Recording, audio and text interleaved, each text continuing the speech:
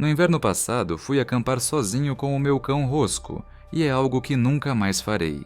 Tirei alguns dias de folga do trabalho e queria ficar completamente longe das pessoas. Carreguei o meu carro com o meu equipamento e conduzi por uma trilha longa e estreita até a floresta estadual.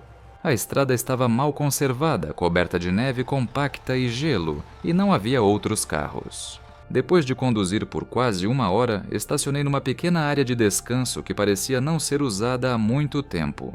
De lá, caminhei 20 minutos com a minha mochila e o Rosco até chegar a uma pequena clareira. Estava rodeada por árvores densas, a neve era profunda e intocada, e tudo parecia isolado. Não havia pegadas nem sinais de que alguém tivesse estado por perto recentemente, que era exatamente o que eu queria. Pousei a minha mochila, limpei um espaço para a tenda e deixei o Rosco vaguear enquanto trabalhava. Ele ficou por perto, a cheirar a neve e as árvores, às vezes a saltar e a brincar como se nada estivesse errado. Montei a tenda e prendi-a bem com estacas, porque o solo estava congelado e duro. Lá dentro, estendi o meu colchão de dormir e o saco de dormir para o inverno, sabendo que estaria um frio brutal. A temperatura cairia bem abaixo de 0, então vesti-me adequadamente e mantive tudo à mão.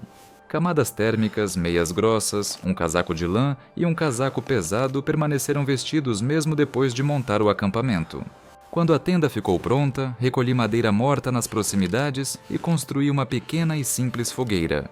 Acendi o fogo e deixei-o arder até obter uma chama estável e controlável para cozinhar. Cozinhei o jantar nela, nada sofisticado, e sentei-me num tronco a comer enquanto o Rosco se deitava ao meu lado.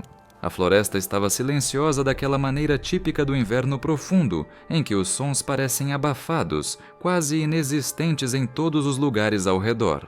Meu pai me ensinou há muito tempo que a neve realmente absorve o som, tornando o mundo estranhamente abafado. Depois de comer, Rosco de repente saltou e começou a latir agudamente em direção à linha escura das árvores. No início não me preocupei muito porque havia veados por toda a parte e ele já tinha ladrado antes. Eu disse-lhe para relaxar e após 1 minuto ele acalmou-se e sentou-se perto da fogueira. Verifiquei as horas e decidi ficar acordado um pouco mais antes de finalmente ir dormir. Eu sempre levava uma arma quando acampava em lugares remotos e ela estava no coldre ao meu lado. Com isso e a fogueira, sentia-me bem naquele momento, sem pensar que algo estivesse errado. Cerca de 20 minutos depois, Rosco começou a ladrar novamente, mais alto desta vez, com o corpo tenso e concentrado. Então ouvi também passos movendo-se pela neve em algum lugar na floresta ao redor. Levantei-me e ouvi com atenção. Os passos pararam, depois recomeçaram, percorrendo a escuridão. Rosco passou de latidos para um rosnado baixo e constante, e de repente ficou em silêncio, inquietantemente imóvel. Ele olhou fixamente para as árvores sem se mover, e foi então que finalmente me senti inquieto. Segui o seu olhar e vi uma silhueta parada na borda da floresta, quase invisível. Alguém estava lá, meio escondido na escuridão, apenas vagamente iluminado pela luz tremeluzente da minha fogueira. Chamei, disse que ele me tinha assustado e disse ao Rosco que estava tudo bem para acalmá-lo. A figura não se moveu a princípio, apenas ficou ali em silêncio, observando da borda do acampamento. Então, deu um pequeno passo à frente, o suficiente para eu ver que era um homem com roupas de inverno. Ele perguntou o que eu estava a fazer ali, tão dentro da floresta, e o seu tom não era amigável. Eu disse que estava apenas a curtir a natureza com o meu cão e a aproveitar um pouco de solidão. Ele não respondeu imediatamente, apenas ficou parado a olhar, e eu senti que a situação estava a ficar feia. Eu disse calmamente que estava armado, na esperança de que isso o dissuadisse de fazer qualquer coisa estúpida ou imprevisível. O homem riu-se ligeiramente e disse que, em vez de o ameaçar, eu deveria convidá-lo e mostrar hospitalidade. Então ele virou-se sem dizer mais nada e voltou para a escuridão, com os passos a desaparecerem na floresta. Fiquei ali parado por um longo tempo, olhando para as árvores, sentindo-me exposto e completamente sozinho. Rosco ficou ao meu lado, claramente inquieto, com a atenção fixa na linha escura das árvores à nossa volta.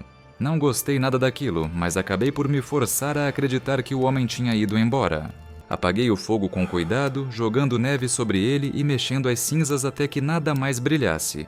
Não queria que nenhuma luz ou fumo chamasse a atenção para o local onde acampamos para passar a noite. Entrei na tenda, fechei completamente o fecho e selei-a como uma frágil fortaleza de tecido. Lá dentro, concentrei-me em manter-me aquecido e seguro, fazendo tudo o que era possível para manter o calor do meu corpo. Coloquei o colchão de dormir para impedir que o solo gelado drenasse o calor do meu corpo. Fiquei completamente vestido, coloquei um gorro de malha e apertei bem o saco de dormir em torno dos ombros. Mantive um aquecedor de mãos perto do meu tronco e outro perto dos pés para obter calor extra. Rosco enrolou-se contra mim e o calor do seu corpo ajudou mais do que qualquer outra coisa dentro daquele abrigo fino.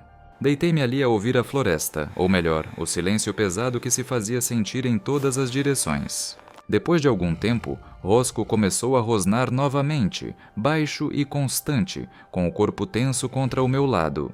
Então ouvi o que o estava a fazer reagir. Passos na neve, lentos e deliberados lá fora. Eles pararam e Rosco ficou quieto, mas suas orelhas permaneceram em pé, os músculos tensos prontos para explodir. Então os passos recomeçaram, mais próximos desta vez e mais lentos do que antes, circulando com uma paciência terrível. Chegaram até a tenda e pararam diretamente ao nosso lado, a poucos centímetros de distância, através do tecido fino. Rosco explodiu num uivo alto. Sussurrei para ele parar, com medo de chamar ainda mais atenção. Quando ele finalmente se calou, voltou a rosnar baixinho, mostrando os dentes para a parede da tenda. Quem quer que fosse ficou parado lá fora. Ouvi um movimento sutil, um peso a mover-se ligeiramente na neve.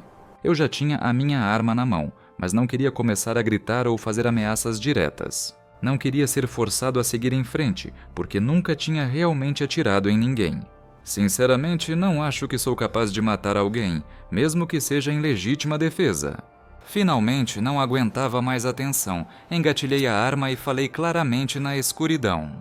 Eu disse que tinha uma arma, e que quem quer que estivesse lá precisava sair imediatamente e ir embora.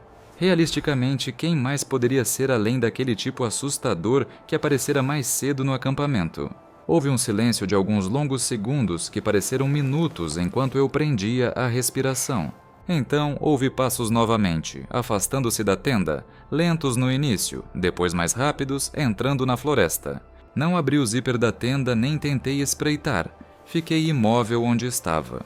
Rosco permaneceu totalmente alerta o tempo todo, e essa foi a única razão pela qual me senti remotamente segura. Por fim, o cansaço extremo levou-me a ter breves momentos de sono. Sem ele ali, eu não teria conseguido dormir. Mal dormi, adormecendo apenas em breves e superficiais momentos antes de acordar assustado. Quando o céu finalmente começou a clarear, arrumei as minhas coisas o mais rápido possível ao raiar do dia. Caminhamos rapidamente de volta para a carrinha, sem parar ou relaxar, até vermos o veículo à frente. Carreguei tudo, entrei e afastei-me daquele lugar sem olhar para trás nem uma única vez. Nunca mais voltei àquela parte da floresta e sei que nunca mais voltarei.